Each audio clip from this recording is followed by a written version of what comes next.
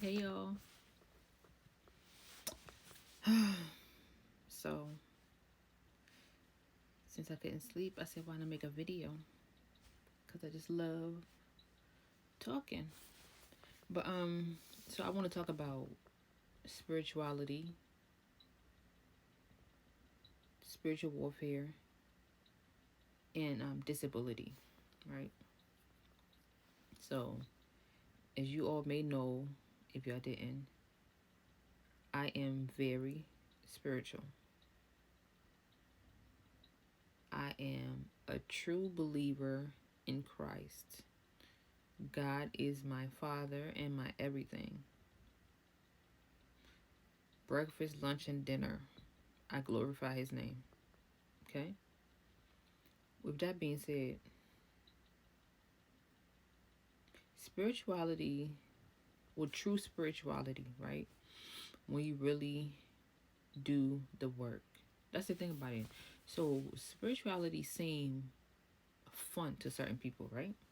Seem fun, or it's like, okay, you wear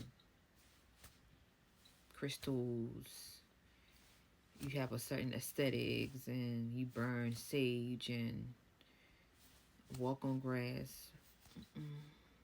That's not even half of what we go through as a spiritualist. That's not even a half. Being a spiritual being is literally a death and rebirth situation. The old is removed, is purged, and the new comes in. And that ain't even just one cycle. It happens over and over and over because that's part of growth. You know, you're growing up, you're graduating, you're ascending. Okay? So you have to go through trials and tribulation repeatedly. It's not for the weak. The true spiritualist that does the work, you should be able to tell them apart versus the ones that just speak on it because they have something to talk about. It's like reading a book and using that book for a good purpose and really understanding that book, understanding that book versus you reading that book to take advantage of people, places, and things, and or not understanding the depths of the book, you know. So doing the work as a spiritualist is extremely important. With that being said, I am the worker, aka I don't play when it comes to being authentic, embodying things. You know, it that goes back to me growing up in a Christian home. However, the product of my environment, the way of the Christian lifestyle that I seen wasn't part of my lifestyle. So I had to seek God for myself. I had to seek God for myself, not through other people. And that's the thing too. When we hearsay, we go by hearsay. Oh, John said the river is too deep, so I'm not gonna go in the river. Versus you going in that river and seeing for yourself whether or not the river is deep. You get what I'm saying in a sense? Everything in life you must embody it in order for it to really be a reality. You must walk through the storm for yourself to be able to see your strength. You cannot go off of anybody else's strength.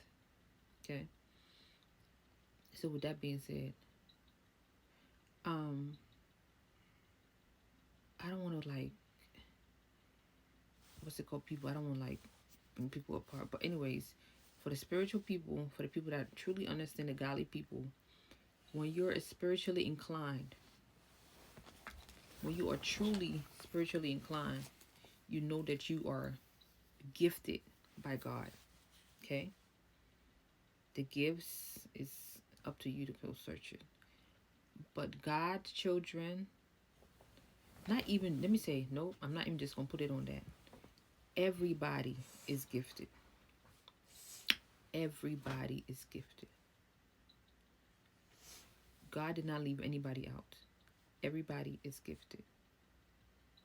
Meaning, I don't even want to say powers, is gifted with being benevolent, having a good heart, feeding the needy, whatever gifts. But God did not miss anybody when he was handing out gifts.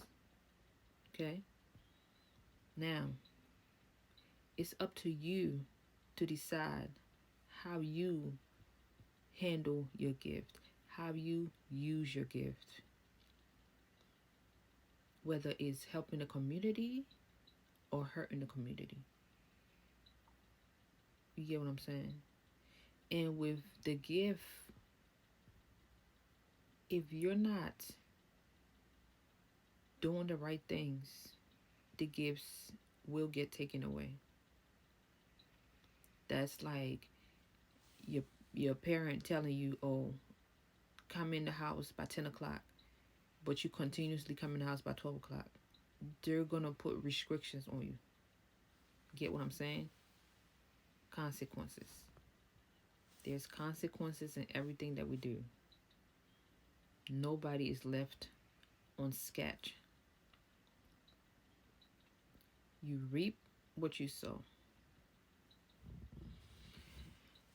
So yes, gift, being gifted. Discernment, is one of the gifts. Having discernment, knowing when and where to act a certain way or act around certain people.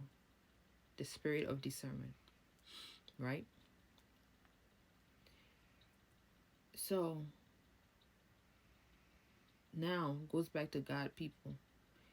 When you decide to do evil with your gifts, God removes his hands off of you. You are no longer protected by God when you start to use his God-given gifts to do evil things. That's where the separation comes in. The godly people versus the devilish evil people. Everything started with God. Like the Adam and Eve situation. The apple was bitten when it was told not to be bitten. And there was consequences after, right? We're just going to go with that analogy. Consequences. So being a spiritual being, spirituality first and foremost is our birthright. Our ancestors. You cannot miss spirituality. It's in you. We are all spiritual beings. There ain't no ifs and buts about it. We are all spiritual beings. We're spiritually inclined. Nobody is left out. So when people go around saying certain things, oh, when you talk to the ancestors, it's evil. Or when you burn sage, that's the devil. Or when you walk on grass, ew, what are you doing? Like, acting like they don't actually know. But those people that shuns spirituality and hides behind Christianity are the most devilish people in the world.